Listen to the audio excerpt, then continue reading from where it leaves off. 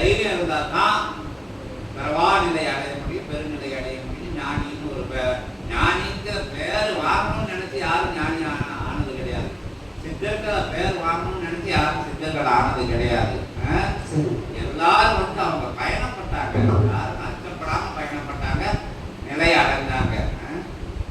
அதுக்கு உதாரணம் ரொம்ப பேர் சொல்லலாம். இருந்தாலும் அகத்திய பெருமான் வந்து ஒரு இறைவனாக ஒரு ஆசானா இருந்து அவங்க தகுதிக்கு சொல்லியிருக்காங்க. ரொம்ப சொல்லிக்கிட்டே போக முடியாது. ஏன்னா நம்மளுக்கு வினாக்கள் இருக்கும், வினைகள் இருக்கிறதையும் வினாக்கள் இருந்துகிட்டே இருக்கும். என்னைக்கு வினை அகலதோ என்னைக்கு அன்னைக்குதான் ஞான நிலை கிடைக்கும்.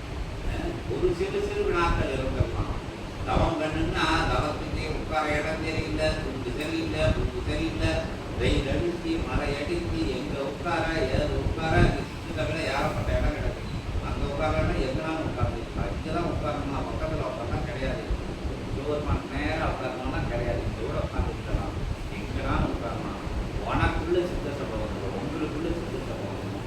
இன்னும் சொல்ல போனால் தைரியம் இருந்தால் வீட்டிலே இருந்து சித்த சபையை பார்க்கலாம்.